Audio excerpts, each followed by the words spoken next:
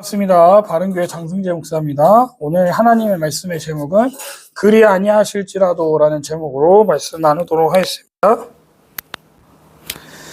시간이 흐르고 밧세바는 다윗의 아이를 낳게 되었습니다. 남자아이를 말이죠. 그러나 나단이 예언한 대로 하나님께서 그를 치시니 그 아이가 7일을 앓다가 죽었다라고 말합니다. 다윗은 자신이 받아야 할 벌을 대신 받아 병든 아이를 위해 하나님께 간구하기 시작했다라는 말이 나오는데, 이 표현은 다른 일을 위한 중보기도를 나타내는 전형적인 관용구임을 알 수 있습니다. 다윗은 아이를 위해 금식하고 땅에 엎드려 밤을 지새우게 됩니다. 땅에 엎드려에 해당하는 본문이 70인역과 쿰난 성경 본문에는 자루옷을 입고 땅바닥에서 밤을 지새웠다, 누웠다로 되어 있음을 알 수 있습니다. 그런 다윗의 모습을 보고 나이든 시종들이 나서서 다윗을 땅에서 일으키려 했지만 그는 완고하게 버티면서 음식을 먹지 않았다고 17절에 말합니다. 그만큼 절실히 회개하며 간절히 하나님께 기도했다는 것을 알 수 있다는 것이죠. 어제도 말씀드렸다시피 죄를 지었을 경우에는 반드시 회개하고 죄의 결과를 감당해야 한다라고 말씀드렸습니다. 본문에 나타난 다윗과 요압의 모습은 마치 우리가 회개하고 죄의 결과를 감당할 때 어떤 마음과 태도를 가져야 하는지를 보여주는 것 같습니다. 다윗은 신하들이 모두 걱정할 정도로 처절하게 몸부림치면서 기도했지만 하나님은 그의 기도를 안 들어주셨습니다. 제발 아이를 살려달라고, 아무리 죄가 범죄했다지만 이 아이는 무슨 죄가 있냐며 하나님 앞에 울부짖었을 겁니다. 다윗의 심정이 충분히 이해가 갑니다. 다윗은 아내도 많고 자식들도 많이 있었습니다. 아이가 없어서 이런 기도를 한 것이 아닙니다. 아마도 그는 하나님께 이렇게 기도했을 겁니다. 죄는 제가 지었습니다. 그러니 저를 죽이시고 죄 없는 이 아이는 살려주세요라고 말입니다. 부모는 압니다. 자식이 죽는 것보다 아비인 내가 죽는 것이 낫다는 것을 말이죠. 다윗은 이 아이의 죽음으로 인해 평생 죄책감을 안고 살았을 거라고 저는 생각합니다. 사람은 누구나 각자가 원하는 소원이 있습니다. 그리고 그것을 하나님 앞에 가지고 와서 기도합니다. 그런데 그것이 이루어지지 않으면 하나님이 응답하지 않으셨다라고 말하는 경우가 많은 것 같습니다. 그런데 정말 그럴까요? 하나님께서 우리가 원하는 대로 모든 기도를 들어주셨다면 아마 이 지구상에 존재하는 인간은 아무도 없을지도 모릅니다. 기도를 들어주시지 않는 것도 응답을 주신 것과 그래서 마찬가지라는 겁니다. 왜냐하면 하나님은 나보다 나를 더 잘 아시는 분이기 때문입니다. 다윗은 그 사실을 인정했습니다. 자신의 간구와 응답을 하나님께서 들어주시지 않았음에도 순응하고 하나님의 주권을 인정했다는 겁니다. 금식하다가 자식이 죽었다는 말을 듣자마자 식사를 하는 다윗의 모습을 가지고 혹시 저거 다 쇼한 거다라는 생각을 하신다면 정말 자식을 낳아보지 않은 사람이나 할 수 있는 생각이라 할 수 있을 것 같습니다. 정상적인 부모라면 절대 그럴 수 없기 때문입니다. 사실 이 이야기에서 가장 어려운 부분이 남아 있습니다. 다윗은 그렇다 치더라도 바로 아이의 죽음이 우리에게는 너무한 거 아니냐는 의구심을 남게 만들기 때문일 겁니다. 죄는 부모가 지었는데 왜 아이가 죽어야 하는가라는 질문이 나오기 때문에 그럴 겁니다. 게다가 하나님이 다윗은 용서하셔서 살게 하시면서 아이는 죽이시는 것을 어떻게 이해해야 할까라는 질문이 생긴다는 겁니다. 성경은 이 문제에 대해 직접적으로 답하지 않고 있습니다. 그러나 이에 대한 답으로 가능성이 있는 것은 성경은 죄의 결과와 죄에 대한 벌을 구분한다는 사실입니다. 아이의 죽음이 다윗이 저지른 죄의 결과이지만 죄에 대한 벌은 아니라는 겁니다. 하나님은 우리가 죄를 고백하면 우리의 죄를 사하여 주시지만 우리는 용서받은 죄의 결과를 안고 살아야 한다는 겁니다. 예를 들어 마약에 중독된 엄마가 아이를 낳으면 그 아이는 어떻게 태어날까요? 10중 8구 그 아이는 얼마 못 살고 죽습니다. 이 아이는 엄마가 저지른 죄의 결과로 죽었습니다. 그러나 죄에 대한 벌로 심판을 받아 죽은 건 아니라는 겁니다.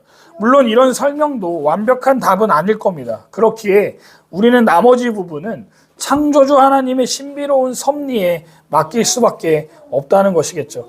우리는 오늘 다윗이 기도하는 모습을 통해 얻게 되는 교훈이 있습니다. 다윗은 아이가 죽었음을 알고 그것이 하나님의 뜻임을 인정하고 왕궁으로 돌아와 음식을 먹고 일상의 모습으로 돌아왔다는 것을 알 수 있습니다. 우리가 원하는 대로 되지 않았을 때, 기도한 대로 이루어지지 않았을 때 슬퍼하는 이유는 역사의 중심축이 나에게 있을 때 그런 반응이 나오는 겁니다. 그러나 다윗은 그 삶의 중심축이 하나님이셨기에 이미 하나님이 행하신 일에 대해서는 믿음으로 받아들였던 겁니다. 다윗은 자신의 감정에 의해 움직이지 않고 하나님의 말씀을 근거로 감정을 다스릴 줄 아는 사람이었다는 겁니다. 어찌 보면 비인간적으로 보일 수도 있지만 철저히 진리의 말씀을 모든 행동의 원리로 삼는 바른 신앙의 자세라 할 수 있을 것 같습니다. 다윗은 철저하게 하나님의 처분을 인정하며 자기 죄를 회개하고 용서를 구하는 사람의 올바른 태도를 보였습니다. 다윗은 혹시나 하나님이 이 아이를 살려주실까 하는 마음으로 금식하며 기도했습니다. 이 기간 또한 다윗은 벌을 받는 기간이기도 했다는 겁니다. 얼마나 마음이 아팠겠습니까? 자신이 아니라 아이가 죽게 될까 노심초사하는 아비의 마음은 찢어졌을 겁니다. 그러나 우리에게 하나님께서 지은 죄로 인한 형벌이 감해지지 않더라도 이를 감내하고 원래 자기 사명으로 돌아와야 한다는 것을 보여주는 대목이라 할 수 있습니다. 그러니 사역을 하든지 삶을 살아가는 데 있어 하나님께서 왜 나한테 이러시지 하는 상황들을 경험하게 될 때가 분명 있습니다. 그 모든 것들이 내가 지은 죄로 인한 하나님의 징벌은 아닐 겁니다. 그러나 만약 내가 지은 죄로 인해 하나님께서 벌하시는 과정이라는 마음이 드신다면 철저하게 회개하되 그로 인해 낙심하여서 주저앉는 삶이 되지 않으시기를 주님의 이름으로 축복합니다. 하나님은 다윗의 회개를 받아주십니다. 그리고 용서하심을 볼 수 있습니다. 그래서 그의 목숨을 살려주셨지만 그 외의 징계는 거두지 않으셨다는 사실을 잊어서는 안 될 겁니다. 사무엘서 저자는 밧세바가 남편의 죽음에 대해 얼마나 알고 있었는지에 대해서는 알려주고 있지 않습니다. 그러나 일이 이렇게까지 진행되는 것을 봐서는 그녀도 사건의 전모를 알게 되지 않았겠습니까? 그녀는 죄를 은폐하려고 자신의 남편을 죽인 다윗을 어떻게 생각했을까요? 게다가 아이까지 잃었으니 그녀의 슬픔은 어땠을지 상상도 안 갑니다. 어떤 사람들은 밧세바가 일부러 왕의 아내가 되기 위해서 왕이 옥상에서 산책을 하는 시간에 일부러 목욕을 했다고 하는 사람도 있습니다. 그런데 그건 너무 나간 이야기인 것 같습니다. 어쨌든 자신 때문에 남편은 죽음에 이를 수밖에 없게 된 건 사실 아니겠습니까? 거기다가 자신이 품은 아들까지 죽었으니 그녀를 짓누르는 죄책감은 어땠을까요?